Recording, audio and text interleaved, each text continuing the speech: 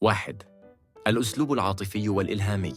في عالم مليء بالضجيج والارتباك ابحث عن صفائك. تقدم لكم قناة دليل تي العلم الشرعي الأصيل والإرشاد الهادف والبرامج التي ترتقي بقلبك وأسرتك ومستقبلك. دليل تي منارة هدايتك. شاهد وتأمل واستلهم.